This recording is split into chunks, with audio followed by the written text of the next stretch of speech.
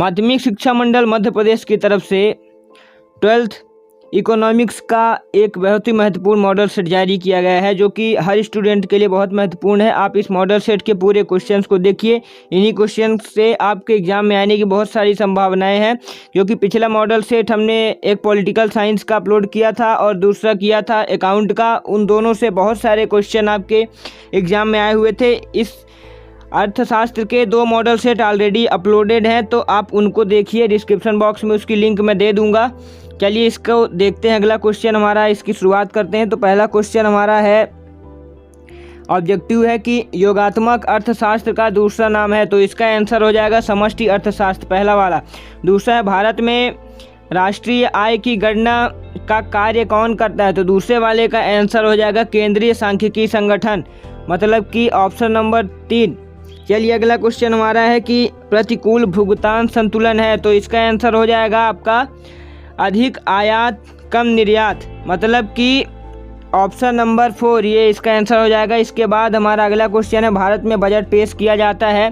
तो भारत में बजट पेश किया जाता है, हमारा दा वाला है उपयुक्त दोनों के समकक्ष, तीसरा वाला उपयुक्त दोनों के समकक्ष, मतलब कि लोकसभा के समकक्ष भी किया जाता है और राज्यसभा के समकक्ष भी किया जाता है। चलिए अगला क्वेश्चन, मार्क के नियम का आधार है। तो मार्क के नियम का आधार है, इसका आंसर भी हो जाएगा उपयोगिता ह्रास नियम, मतलब कि ऑप्शन नंबर 3। चलिए इसके बाद हम अब देखते हैं अपना अगला क्वेश्चन हमारा क्या है। तो अगला क्वेश्चन अब हमारा है, रिक्त स्थानों की पूर्ति कीजिए। तो कार तथा पेट्रोल डैश डैश डैश वस्तुएं, तो कार तथा पेट्रोल पूरक वस्तुएं हैं। रेल बजट संसद में रेल मंत्री के द्वारा प्रस्तुत किया जाता है। दूसरा है, प्रभावपूर्ण मांग बढ़ने पर रोजगार का स्तर बढ़ता जाता है। बढ़ती हुई प्रभावपूर्ण मांग ने रोजगार के स्तर को बढ़ाया है। तीसरा है, अधिकतम सामाजिक लाभ के सिद्धांत का प्रतिपादन डाल्टन ने किया था। इसका आंसर हो जाएगा डाल्टन। चलिए अगला हम देखते हैं अपना अगला क्वेश्चन हमारा क्या है। अगला क्वेश्चन सही जोड़ी है, तो हम अब ये देखते हैं अपना। चलिए पहले का सोने का हो जाएगा अंतर्राष्ट्रीय बाजार, मतलब कि पहले वाले का ये वाला हो जाएगा, दूसरा वाला। इसके बाद रिजर्व बैंक ऑफ इंडिया, तो इसका आंसर हो जाएगा 1935। तीसरा है, सरकार द्वारा होने वाला आय व्यय, तो इसका आंसर हो जाएगा राजस्व, मतलब कि ये वाला आखिरी वाला। इसके बाद राष्ट्रीय आय, तो इसका आंसर हो जाएगा आर्थिक कल्याण का बैरोमीटर, ये हमारा इसका हो जाएगा आर्थिक कल्याण का बैरोमीटर को अच्छे से बता देता हूँ। इसके बाद मुद्रा का प्राथमिक कार्य, तो इसका आंसर हो जाएगा मूल्य का मापक। चलिए इसके बाद हम अगला क्वेश्चन अब देखते हैं अपना। हमारा अगला क्वेश्चन क्या है, ये हमारा ये हो गया, सही जोड़ी हो चुकी है। इसके बाद अब अगला क्वेश्चन है, सत्य सत्य बताइए। अपूर्ण प्रतियोगिता एक व्यावहारिक दशा है, तो ये बिल्कुल सत्य है। इसके बाद देखता हूँ, अर्थशास्त्र में व्यक्ति को काम ना मिलना बेरोजगारी कहलाती है, ये असत्य है। अगला है, प्रमाप विचलन एक आदर्श व वैज्ञानिक माप है, ये बिल्कुल सत्य है। इसके बाद निर्देशांक एक विशेष प्रकार का माध्य होता है, ये भी बिल्कुल सत्य है। इसके बाद हमारा है, जब सीमांत आगम शून्य होता है तब कुल आगम अधिकतम होता है, ये भी बिल्कुल सत्य है। चलिए अब एक वाक्य में उत्तर देखते हैं।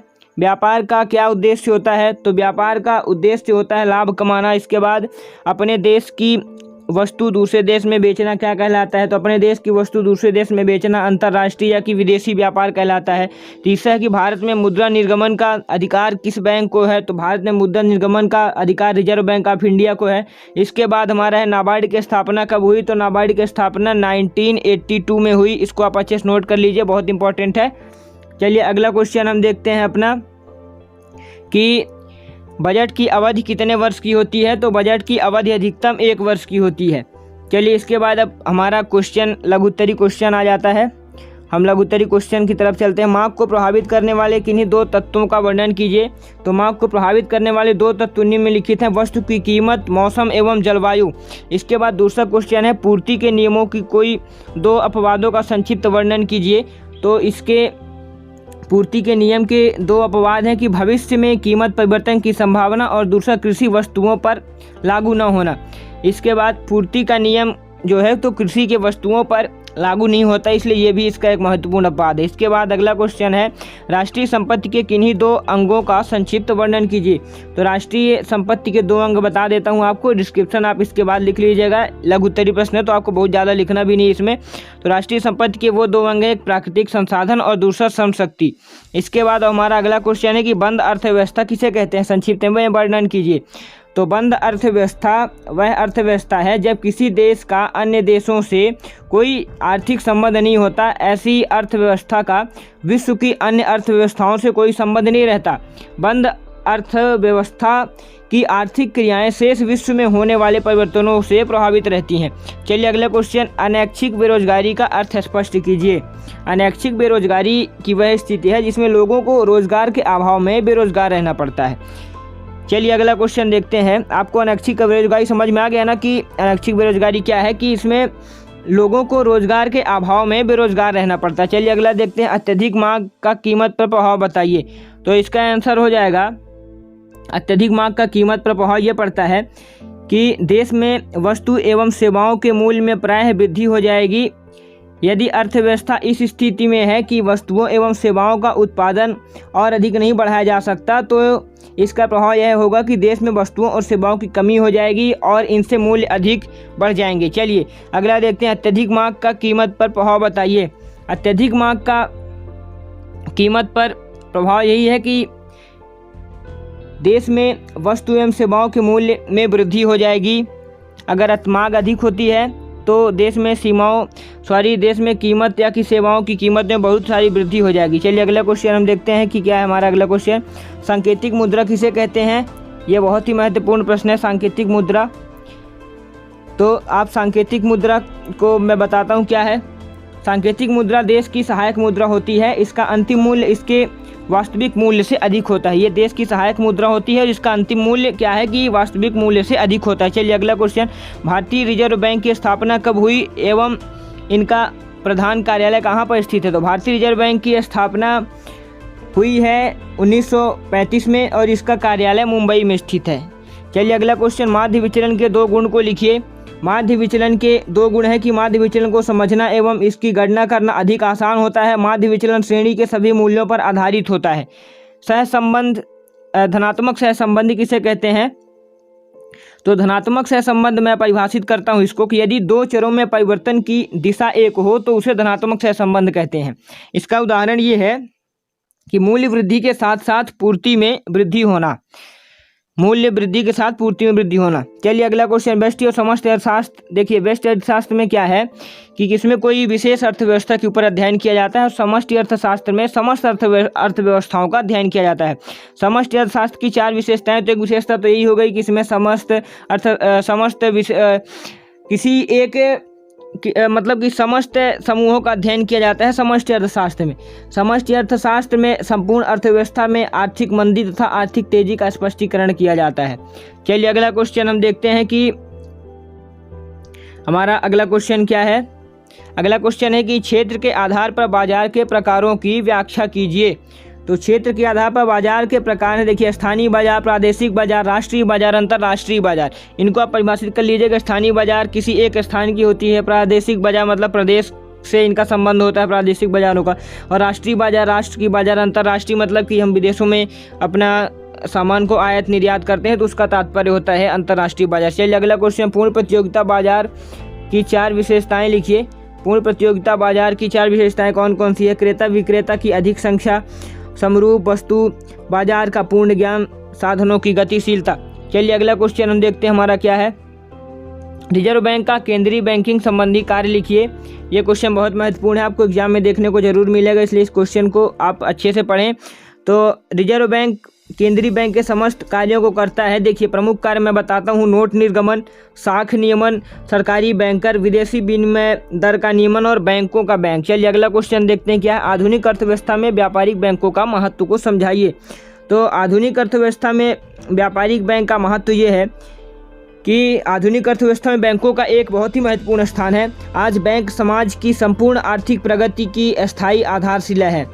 विक्सेल के शब्दों में कहें तो बैंक आधुनिक मुद्रा व्यवस्था का हृदय तथा केंद्र बिंदु है। इसके बाद अगला है भुगतान संतुलन और व्यापार संतुलन में अंतर लिखिए।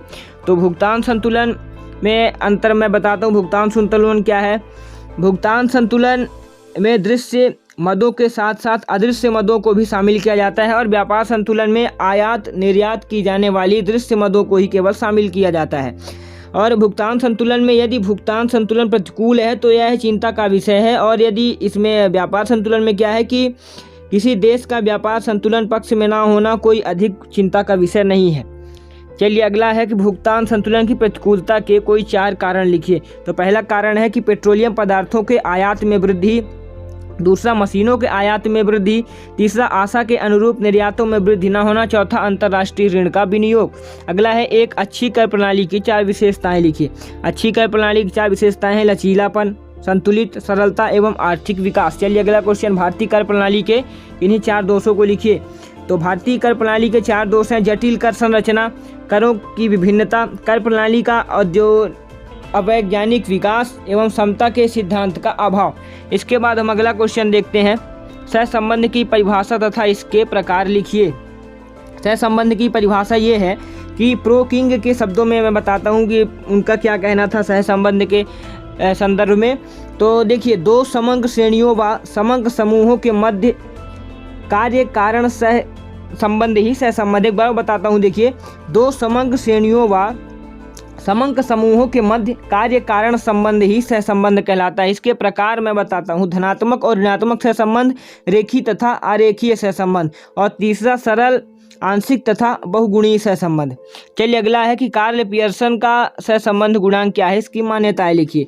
इनका सहसंबंध गुणांक ये है कि 2 चरों के मध्य सहसंबंध की मात्रा का परिकलन करने के लिए महान ब्रिटिश वैज्ञानिकी एवं सांख्यिकी शास्त्री कार्ल पियर्सन ने 19वीं शताब्दी मतलब कि 1896 में एक सूत्र प्रतिपादित किया, =01, ये सूत्र प्रतिपादित किया था। यह सूत्र अंकगणितीय माध्य तथा प्रमाण विचलन पर आधारित है, जो क्रमशः केंद्रीय प्रवृत्ति तथा अपकिरण की आदर्श मापें हैं। कार्ल पियर्सन के द्वारा प्रतिपादित सूत्र से सहसंबंध गुणांक ज्ञात किया जाता है, जो +1 तथा -1 के अंतर्गत ही होता है। चलिए अब अगला क्वेश्चन देखते हैं। अगला हमारा क्वेश्चन नंबर 17, निम्न मदों का विस्तार गुणांक ज्ञात कीजिए। क्वेश्चन बहुत महत्वपूर्ण, आप इसको स्क्रीनशॉट ले लीजिए और बुक की हेल्प से आप देख लीजिएगा।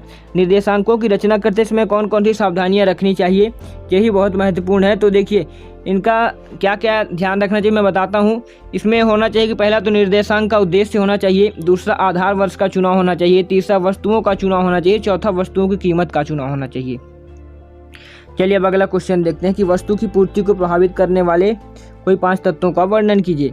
तो वस्तु को पूर्ति को प्रभावित करने वाले 5 तत्व हैं: वस्तु की कीमत, उत्पादन के साधनों की कीमतें, स्थानापन्न वस्तुओं का मूल्य एवं प्राकृतिक तत्व, तकनीकी ज्ञान। चलिए मैं कुछ क्वेश्चन की लिस्ट आपको नेक्स्ट वीडियो में ऐसे क्वेश्चन दूंगा जो कि आपके एग्जाम में आने मैं 20-25 क्वेश्चन की लिस्ट बना करके दूंगा, जिसमें आपको 10 से 12 क्वेश्चन आपको जरूर मिल जाएंगे एग्जाम में। चलिए अगला क्वेश्चन, लागत का अर्थ बताते हुए लागत वक्र यू आकार का क्यों होता है, समझाइए।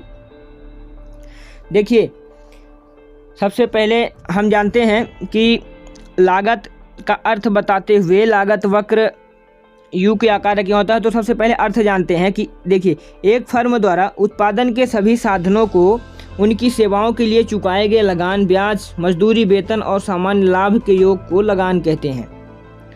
और लागत वक्रों की आकृति यू आकार के होने का सर्वाधिक महत्वपूर्ण कारण फर्म को प्राप्त होने वाली आंतरिक बचतें हैं, जो कि निम्नलिखित है, जैसे कि तकनीकी बचतें, श्रम संबंधी बचतें, विपणन के बचतें। चलिए अगला क्वेश्चन हम देखते हैं कि राष्ट्रीय आय लेखांकन के महत्व की विवेचना। तो राष्ट्रीय आय लेखांकन का महत्व निम्न प्रकार से है, मैं बताता हूं आपको। आर्थिक प्रगति की जानकारी मिलती है, राष्ट्रीय आय के वितरण का ज्ञान होता है, नीति निर्धारण में महत्वपूर्ण है, श्रम संघों के लिए भी महत्वपूर्ण है, अन्य अर्थव्यवस्था से तुलना किया जा सकता है। चलिए अगला देखते हैं हम, राष्ट्रीय पूंजी के घटकों की विवेचना कीजिए। ये हमारा बहुत महत्वपूर्ण प्रश्न है। चलिए इस क्वेश्चन को देखिए, राष्ट्रीय पूंजी के घटक कौन कौन से हैं। तो राष्ट्रीय पूंजी के घटक हैं भवन तथा इमारतें, सोने चांदी के भंडार, उपकरण, सभी प्रकार की वस्तुएं, शुद्ध विदेशी संपत्तियां। अगला क्वेश्चन है, उपभोग फलन की कोई 5 निर्धारक तत्व लिखिए। इसके 5 निर्धारक तत्व हैं द्रव्य आय, ब्याज की दर, आशाओं में परिवर्तन, आय का वितरण एवं प्रदर्शन प्रभाव। चलिए अगला क्वेश्चन अब हम देखते हैं, क्वेश्चन नंबर 21। पहले इसका अथवा देखते हैं। अभावी मार्क को ठीक करने के 5 उपाय लिखिए। अभावी मार्क को ठीक करने के 5 उपाय हैं कि मौद्रिक उपाय, परिणात्मक उपाय एवं गुणात्मक उपाय। इसके बाद उपभोक्ता साख को प्रोत्साहन, सीमांत कटौती दर में कमी। चलिए अगला क्वेश्चन, सरकारी बजट की 5 सीमाएं लिखिए। इसकी सीमाएं ये हैं कि सकल राशि, बजट अवधि, व्यय समाप्ति, नियम, मदों का प्रकार। अगला क्वेश्चन, बजट बनाने के प्रमुख 5 उद्देश्य लिखिए। तो बजट बनाने के 5 प्रमुख उद्देश्य हैं कि हिसाब देयता, आर्थिक नियंत्रण, राजकोषीय उपकरण, आर्थिक स्थिरता, प्रशासकीय कुशलता। अगला क्वेश्चन हमारा है, निर्देशांक किसे कहते हैं? निर्देशांक के विभिन्न प्रकारों की संक्षिप्त में व्याख्या कीजिए। तो निर्देशांक ऐसे सापेक्षिक गणितीय अंक हैं जो किसी अर्थव्यवस्था के किन्हीं चरों में किसी समय विशेष में हुए परिवर्तन को किसी अन्य पिछले समय की तुलना में प्रकट करते हैं, निर्देशांक कहलाते हैं। चलिए अपकिरण का अर्थ एवं अपकिरण ज्ञात करने की 2 रीति का वर्णन कीजिए। तो डॉक्टर बाउले के अनुसार अपकिरण पदों का विचलन या अंतर का माप है। समग्र श्रेणी के विभिन्न मूल्यों का अंतर अपकिरण है। अपकिरण से श्रेणी की रचना का आभास होता है। अपकिरण की द्वितीय श्रेणी का माध्य भी कहा जाता है। अब मैं पूरे क्वेश्चन, आपको 2 क्वेश्चन और हैं, तो आप मार्ग तो मैंने पिछले वीडियो में बता दी थी कितने, आप उस क्वेश्चन उस वीडियो को देख करके इसकी डिफिनेशन देख सकते हैं। अल्पकाल लागत का विश्लेषण में आप बुक की हेल्प लेकर के बता सकते हैं। स्क्रीनशॉट ले लीजिए इस क्वेश्चन का।